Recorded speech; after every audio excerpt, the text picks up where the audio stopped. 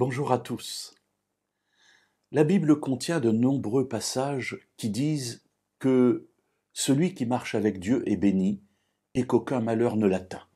C'est en tout cas l'idée de fond, même si elle est déclinée de plusieurs manières.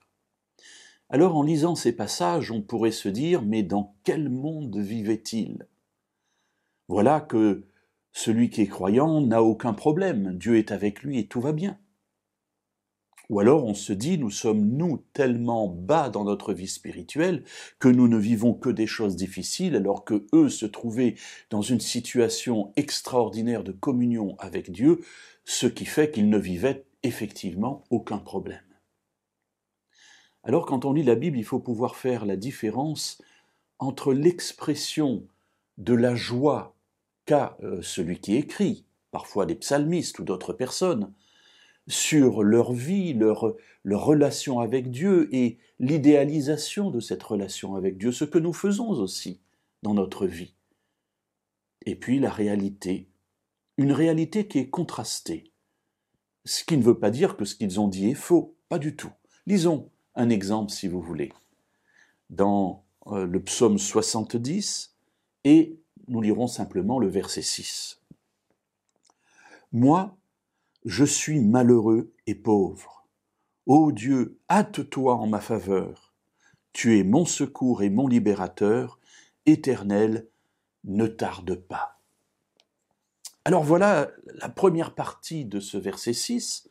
Moi, je suis malheureux et pauvre. Oh là, mes amis, on est loin de ce que nous venons de dire quelques instants auparavant. Lorsque l'Éternel est avec moi, tout va bien. Je te bénirai, aucun malheur ne t'atteindra. Et puis voilà que le psalmiste ici dit « Moi, je suis malheureux et pauvre ». Voilà une réalité qu'il présente. Pour autant, est-ce que ça l'amène à être, j'allais dire, loin de Dieu et à renier Dieu? Pas du tout. Étant malheureux et pauvre, il se tourne au contraire vers Dieu, parce qu'il sait que c'est de lui et vers lui que se trouve son secours. Ô Dieu, à toi en ma faveur, tu es mon secours et mon libérateur, Éternel, ne tarde pas. Voilà l'expression de la foi de celui qui est malheureux, de celui qui est pauvre, mais qui se tourne vers Dieu parce qu'il sait qu'en lui se trouve son salut.